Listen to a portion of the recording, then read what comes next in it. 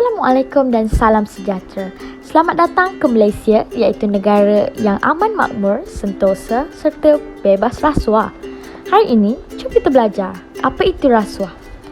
Rasuah adalah penerimaan atau pemberian suapan bertujuan supaya seseorang itu melakukan sesuatu perbuatan yang salah atau tidak mengikut peraturan.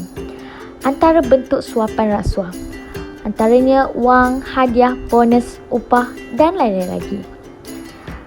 Adakah anda tahu 4 kesalahan utama rasuah berdasarkan Akta SPRM 2009? Ini ialah antara 4 kesalahan utama Akta Rasuah.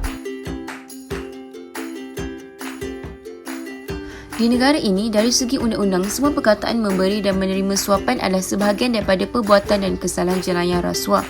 Hal ini berlaku disebabkan beberapa faktor. Mengapa rasuah berlaku? Terdapat pelbagai punca yang boleh dikenal pasti mengakibatkan gejala rasuah ini semakin berleluasa.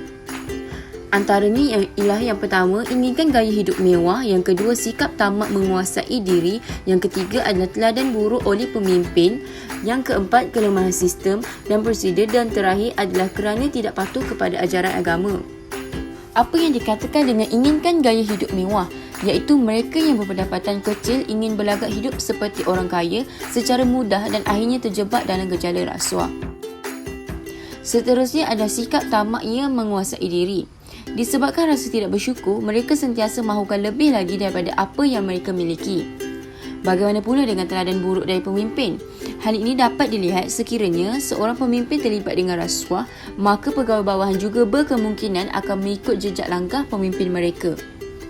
Beralih pula kepada kelemahan sistem dan prosedur, sistem yang lemah akan membuka ruang dan kesempatan untuk seseorang melakukan jenayah rasuah secara bebas. Akhir sekali ialah tidak patuh kepada ajaran agama. Mereka yang terlibat dengan rasuah dikategorikan sebagai melanggar perintah agama kerana rasuah merupakan jenayah. Seperti mana yang tertulis di dalam Al-Quran, rasuah digolongkan dalam kata umum batil, iaitu meliputi seperti merompak, menipu dan memeras ugut. Gejala rasuah akan meninggalkan pelbagai implikasi terhadap pelbagai pihak jika dibiarkan berterusan tanpa dicegah.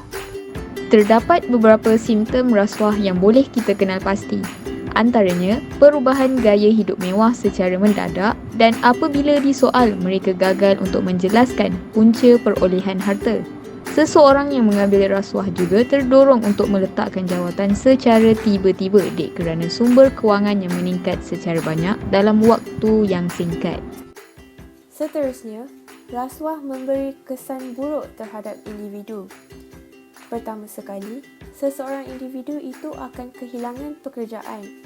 Baru-baru ini, seorang penjawat awam di Johor Bahru telah diberhentikan kerja oleh majikannya akibat menerima suapan sebanyak RM26,800 daripada sebuah syarikat pembekalan. Seterusnya, rasuah akan menyebabkan seseorang itu mengalami kejatuhan moral atau maruah.